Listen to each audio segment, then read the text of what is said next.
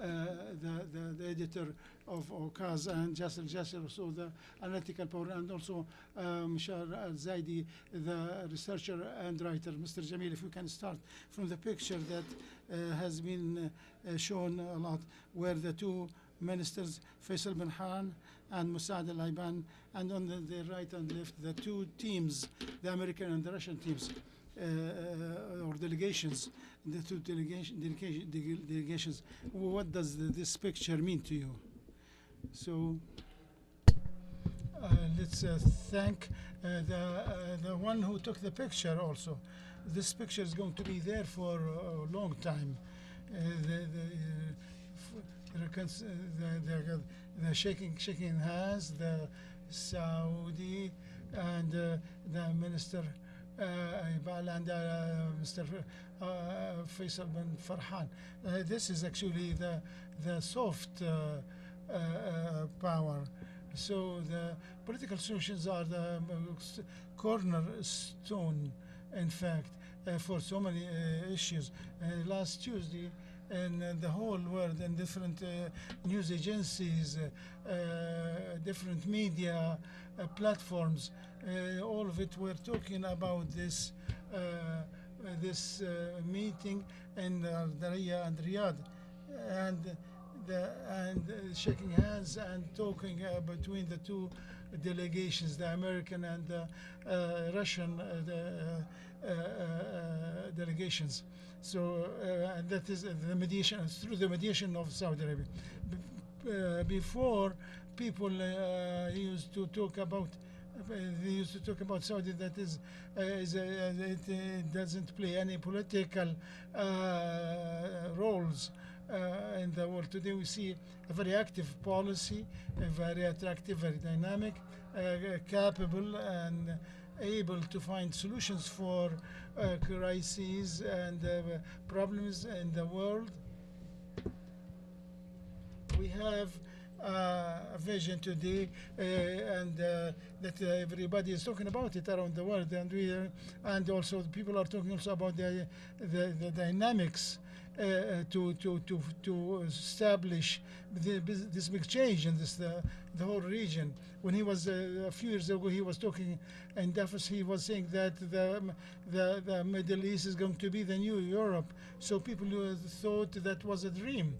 And now the Westerners say that now the people in the Middle East is taking actually a good role in the world. Yesterday we saw what the American president, what he said about the personality of Prince Mohammed.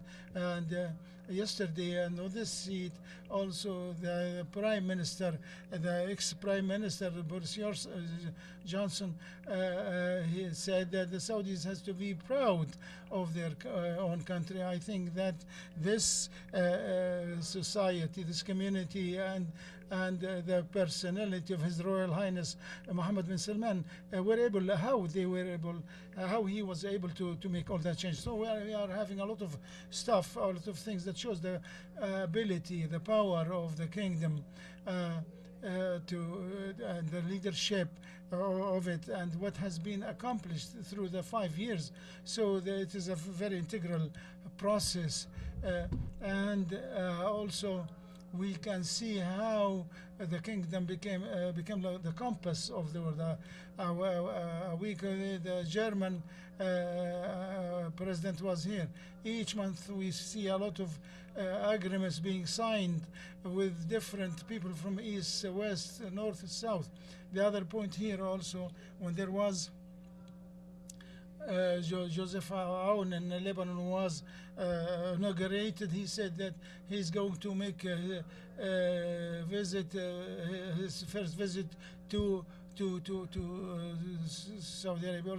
Also the Syrian president, the first visit for him was to the kingdom of Saudi Arabia. So this is the leadership, this is the ability to make the change, and the qualitative transformation. So a lot of people talking about Riyadh, about Saudi Arabia, about Saudi, and about tourism, and about also all the new steps and transformation because of because of His Royal Highness and under the leadership of King Sulaiman, the custodian of the two holy mosques. So, if we wanted to talk today about why Riyadh now is actually a place for people, a main place to visit for the people, and also if you look to also to see the picture of His Royal Highness in Al-Ola, in the camp there, and a lot of important figures from around the world, diplomats, etc., who are coming to him to visit him. So everything that is being done here is actually reflecting to the outside world. So why this diplomacy is very important and very active, where we are seeing a lot of changing in the map of the Middle East. Good evening. I think easily the answer is Mohammed bin Salman. So it is not just for it's not just only the political formation. This form is one of the benefits of the vision. So everywhere you see the kingdom, the kingdom is there. So when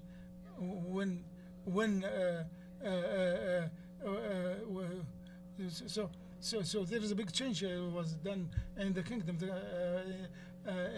The kingdom was a very conservative country with a lot of patience, and do not take the quick actual decisions. Now the kingdom is leading all over the place. So people are not this meeting did not take place just haphazardly. It came because of Mohammed bin Salman. So they had so many choices when Mr.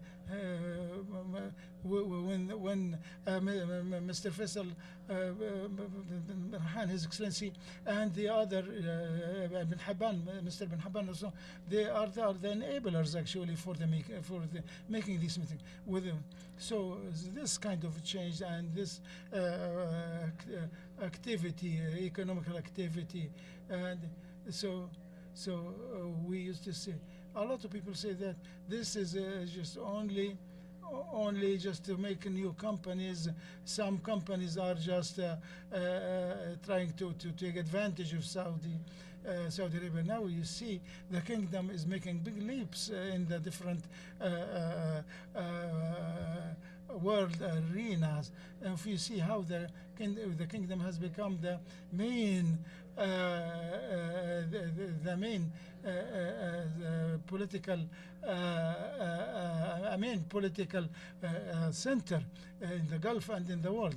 So there was, about probably a gate for world war that has been closed. So this is a big marathon, in fact, so that with so many things are being accomplished. So when you build this kind of imagination, and also, who knew Faisal bin Rahman and Faisal bin Rayan? He could be just like an employee in a bank. But and also Muhammad al-Jad'an also, who did know him before that. It is not just building the vision, also building the figures around you. So Faisal bin Farhan is actually today. So he is one of the most important figures right now, and he is playing with the big figures from around the world. So now, what the Prince Mohammed bin Salman has done, and also in trying to gather the efforts of the Arab world. So, and also like for example in Syria, the kingdom did not leave things as it is, so that the Syrians will be just yeah, an incubator for for different terrorist groups. So you are having a different vision now. So now you are not waiting. You are the one who is taking the initiative and not the one who's making the reaction. So this is very important now to see that. The kingdom was a place of trust because of its clarity from in the file of Gaza, for example, from the first day. So in we have only one tongue, one word. Our position is fixed. We do not we do not bargain. So this what actually builds figures. So a lot of people are talking now on the Kingdom of Saudi Arabia and His Royal Highness Prince Mohammed, and also the economy and everything. And so I'm talking about a different country. This country, the one of the examples, in fact. So this is not the value of the kingdom, but this is a certificate. This is a testimony, in fact, of that the kingdom is one of the leaders now of the world, and also the openness also through the whole world. The kingdom have gathered 130 leaders. So from the Caribbean, from north and different areas of the place. So the Saudis, as Clinton said, that Saudis should be proud of this impact and of this momentum, which is increasing day by day. Today, the Kingdom of Saudi Arabia is dealing with economical vision. You know, any kind of agreement is not something random. So if you have something that suits us, we will work with you. Yeah. We'll invest in the U.S., yes, but according to our own interest. The more choices we have, the more you are stronger and able to do what you want to do. So this is the transformation. This model has become that others are trying to imitate, in fact. And this is actually the reality. So the future is much bigger than what we can see right now. So there is a lot of harvest that is going to be seen very soon also. Mr. Jasser said that Saudi Arabia, with talks between Washington and Moscow, have actually closed the door for possible world war. So the CNN said that there could be also a Saudi role to mediate between Iran and the U.S. so that to stop a strike against the Iranians. So or the nuclear sites, and then we remember Mr. Musad Habinan and Mr. Shemkhani in Bakin. So this is what we can call the moving dynamics and the openness with different capitals around the world. How the Kingdom of Saudi Arabia was able to bring all these people who are at two different sides of the issues. How the kingdom was able to make a change, and that I thank you very much for this forum. Really, I would like to talk about politics, that it is a reflection of the crises. What is happening? What has been? What has happened actually, which was like a miracle.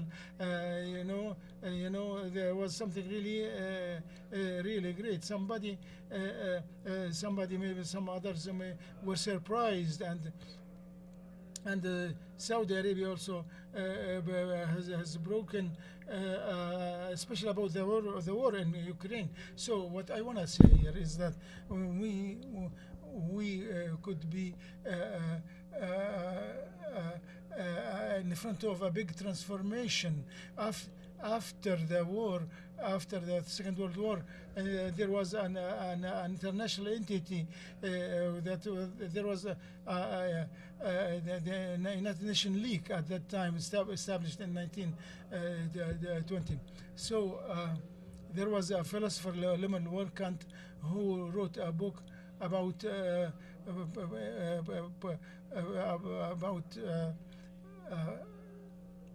about world peace. So this it was talking about what the American President Woodrow Wolf. So this organization continued for two decades. After that, it died, if you will, and then the United Nations was established after the Second World War. So now the big question now for that actually was, and it could be what had happened in Riyadh. Are we seeing now a new international system after Berlin's Wall has fallen? So the whole world was just a captive for one power, and the Soviet Union was shaking. So and then after that there was some gathering of some countries. They tried to gather themselves in BRICS. So now. Now the question now is the UN able to solve big problems like Ukraine war, or does five countries who have the right of veto are a good solution? So now we are asking now, where is Saudi Arabia on one of these seats, for example? So the Kingdom of Saudi Arabia is a peace country, a very big economical power also. It enhances the imagination of different countries. Now, I think that we could be able to, we're about to see a new world system which will take into consideration all these transformation. This is one hand. And on the other hand, Mr. Jasser talked about the Saudi policy was just one, with one face, not two faces. And so this brings us back to the policy. Does mean that policies should have no ethics. It is just a conflict like the one that takes place in the jungle. It is not the nuclear weapons. So Northern Korea, for example. But so there is no meaning for this issue. So now, Japan is a big economical power. How much of the weight do they have? I think that they are a mixture of so many things. So if policies doesn't have any kind of ethics, it will be just a kind of struggle between powers. So here comes the strength of Saudi policy. It is a policy of peace. I challenge anybody who can say that we had established a militia or tried to help a coup somewhere in any country. So in Iran, for example, there was in Iran there was this Abdul Nasser, Gaddafi, Saddam, and others. So a lot of stuff that has happened at their time. Saudi Arabia did not participate in this black market, in this coups and militias and etc. So this is one of the strength of Saudi Arabia when they are becoming because they know that their hands the Saudi has did not got stained with blood.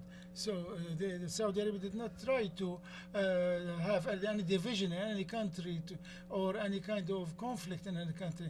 Even in Iraq, the Iraqis will see that Saudi Arabia is coming out from an ethical dimension because Muhammad ibn Salman, the godfather of the vision, is an extension of the previous kings, starting with King Abdul Aziz, the founder.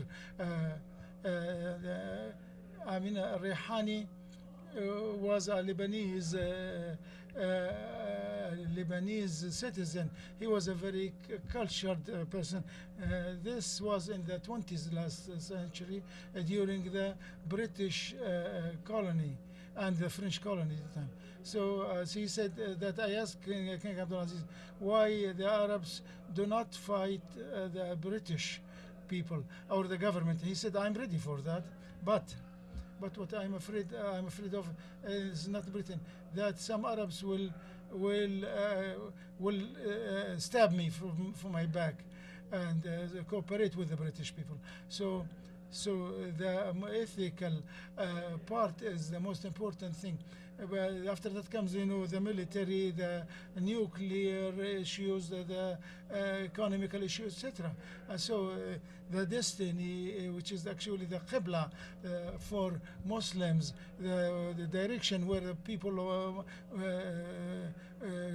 face when they pray. So we did not choose this. This is something was given to us by the Lord.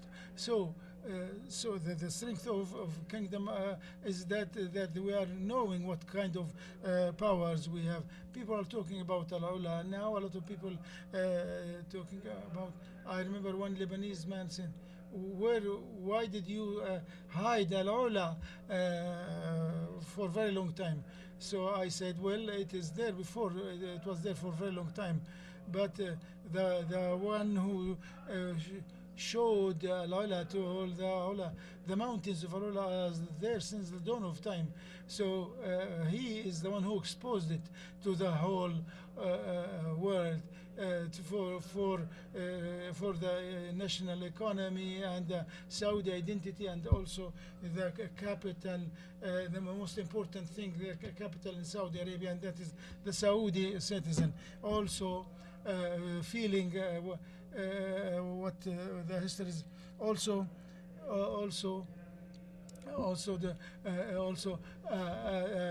discovering and uncover the historical depth. So now there is in Florida that Trump has attended. Saudi Arabia is actually one cornerstone in it. What you mentioned, Mr. Mishari, and talking about the history, the first center for the foreign ministry for Saudi Arabia was in Mecca al-Mukarramah. It was 2 small rooms. There were some files and some chairs. Then after that it moved to Jeddah. Then after that it was moved to Riyadh. So this gives us a very symbolic issue here. When Saudi diplomat said, who did not see the good of Saudi, did not see the bad of it. So we are not a bad country that is actually trying to cause problems for any country. King Khalid Abdul Aziz has sent a delegation to Tehran to meet Khomeini when the Khomeini came there, and carrying greetings from the king. So at that time Iran wanted fuel or needed fuel, so Saudi Arabia sent them fuel at that time. So So how now about this point about the support, the help, the assistance that is giving to Arabic countries and also other countries around us. It has become to 133 billion US dollars, and it went to 172 countries. What is the impact of this assistance that is giving to other within the Saudi diplomacy? Saudi Arabia has a lot of roles that it played. So we know that the role of the Saudis is very important in stopping the conflicts, and there are so many proofs for that. So what we are talking about now, especially shaking hands between the Russians and the Americans and Ukraine too.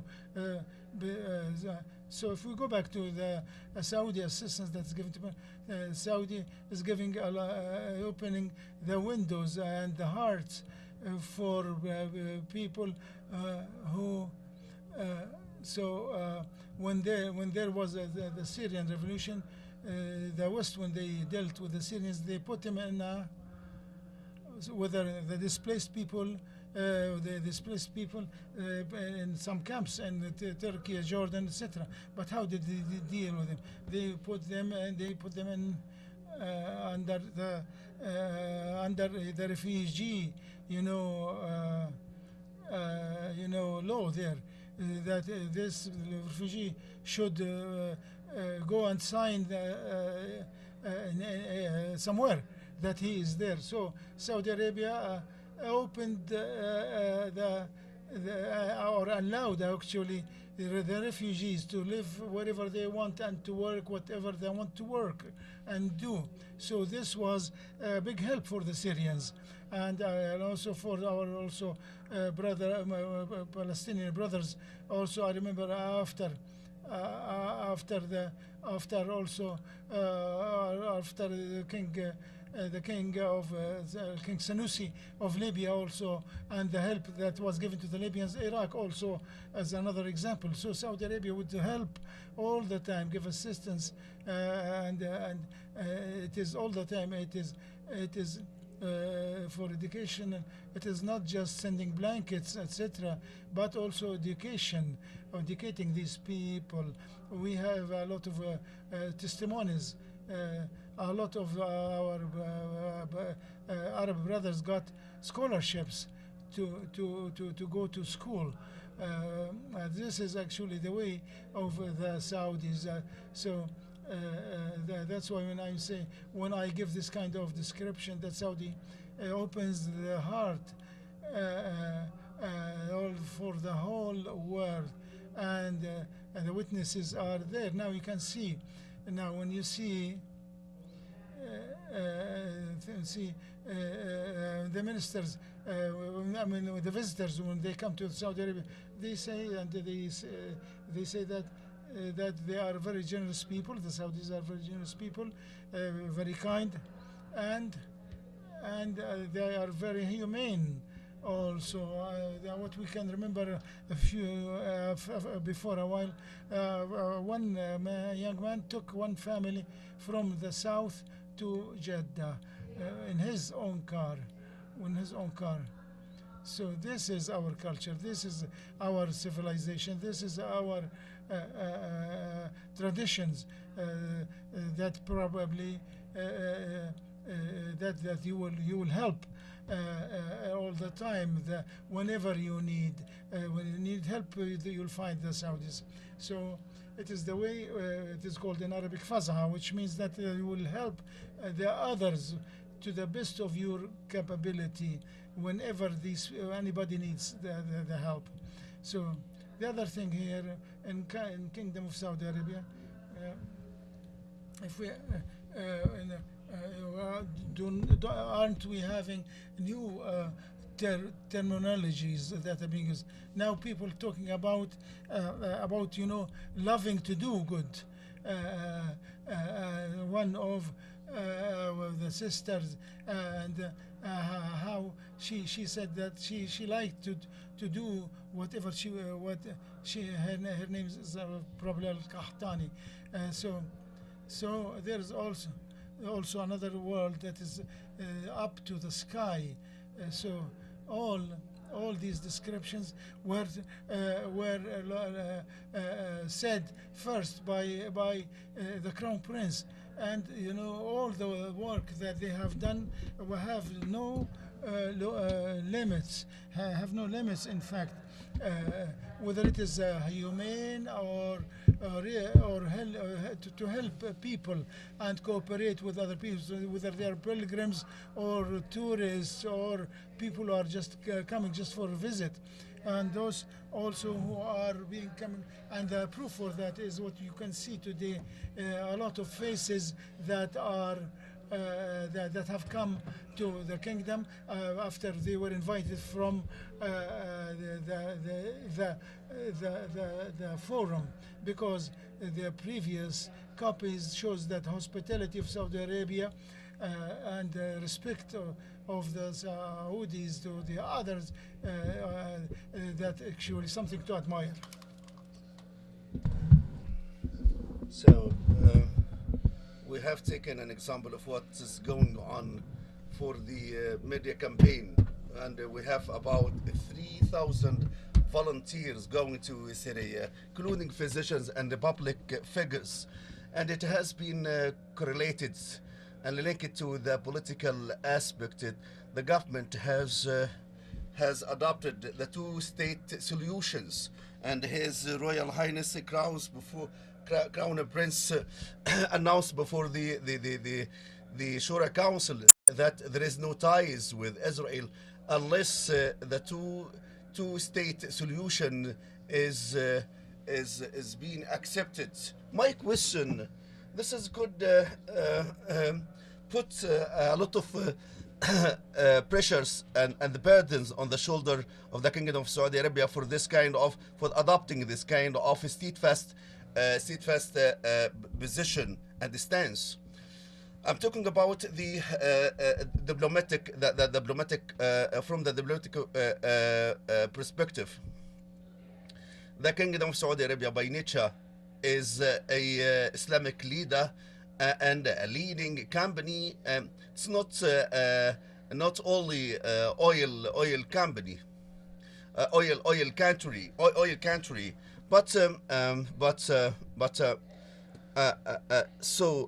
when the King Salman Relief Center has developed this kind of humanitarian relief to reach to the needy and the target, and it's a humanitarian center by nature, supporting the humanitarian efforts regardless of race, religion, and the Hope program is similar to the Doctors Without Borders.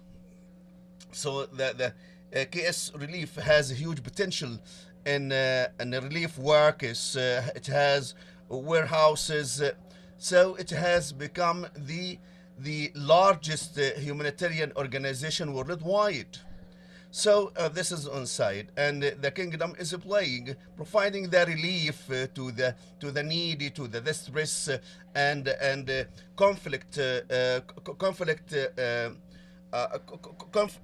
hit areas. For the Palestine, for the Palestine, the stance of the kingdom hasn't changed since the first day, since the foundation of this kingdom, that Palestine is an Arab Muslim country. So in this case, to change this kind of stance for normalization of ties, what we need from Israel to normalize ties. It's not we are not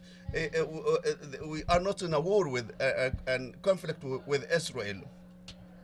When we look into this kind of context, we have two rights: the fundamental rights, the stability, the regional stability, and and granting the Israeli their inalienable rights.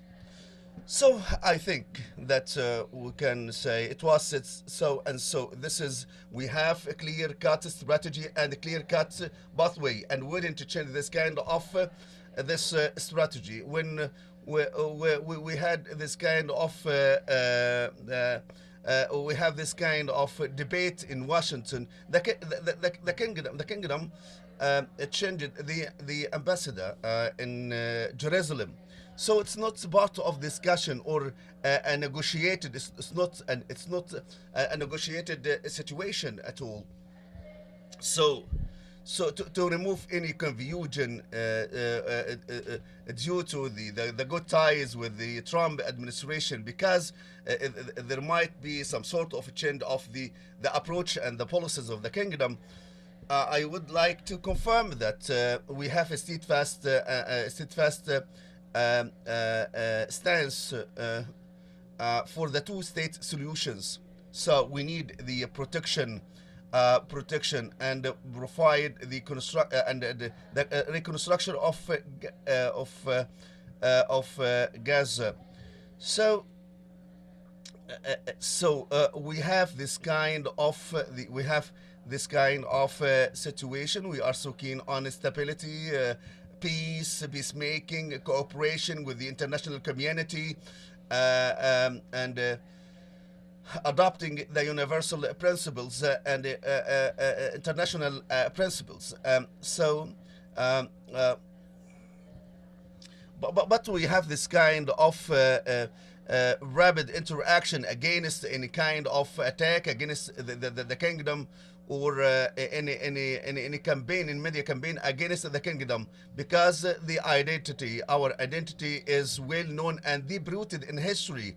So we have this kind of well established policies. So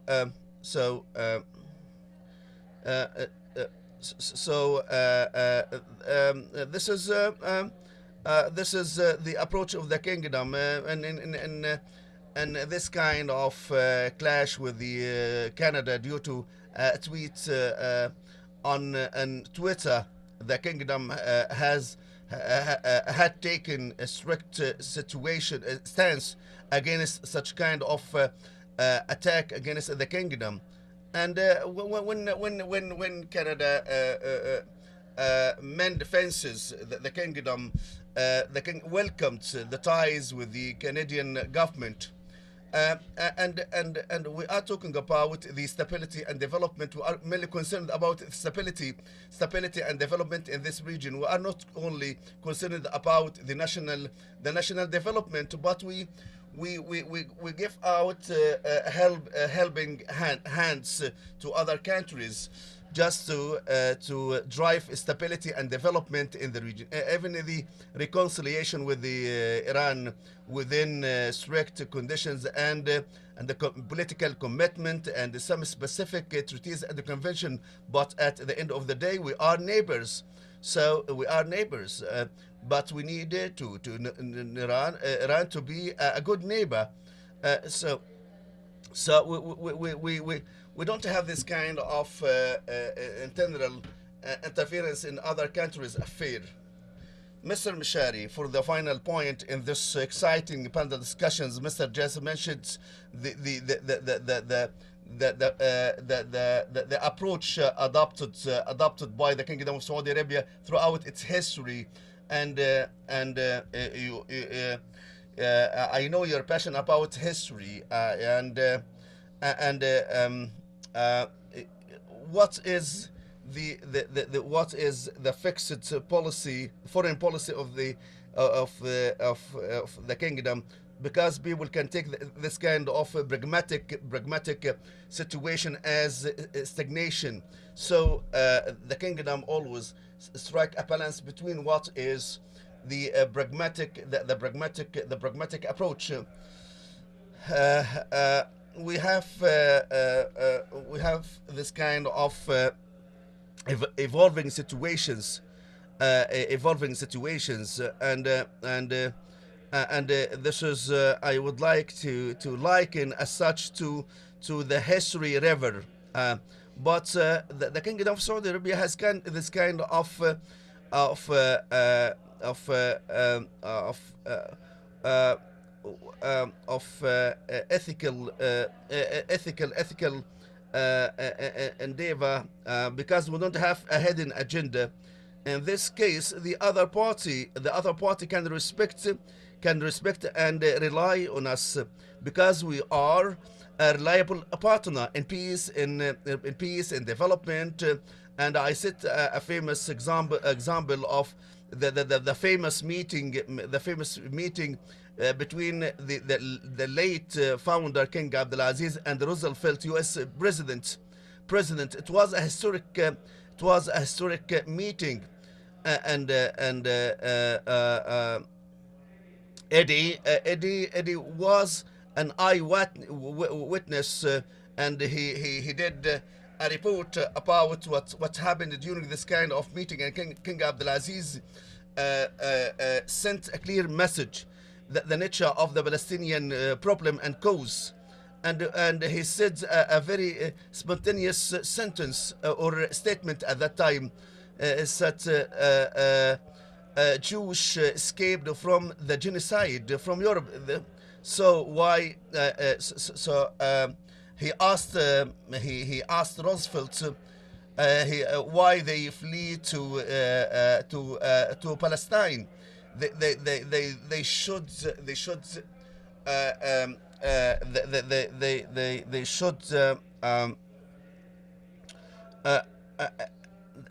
based on this kind of simple policy, and this spontaneous statement of the late king, the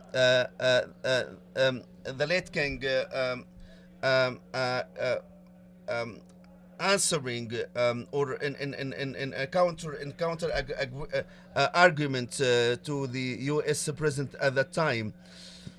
So Saudi Arabia has a long history in supporting the Palestinian people, volunteers fighting against the aggression, and providing aids, economic aids and humanitarian aids to the Palestinian people throughout centuries.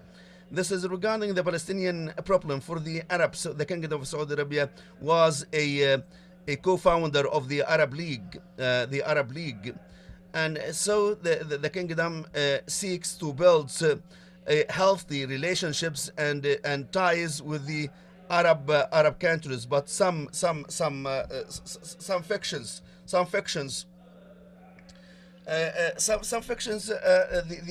the Arabs, I think they were the victims of their whims in some cases. I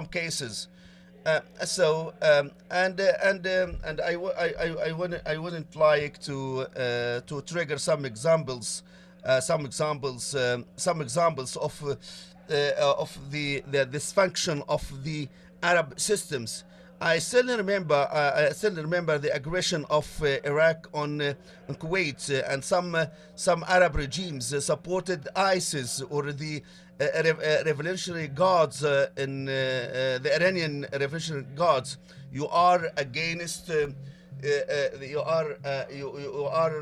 are now in the context of the malicious policies.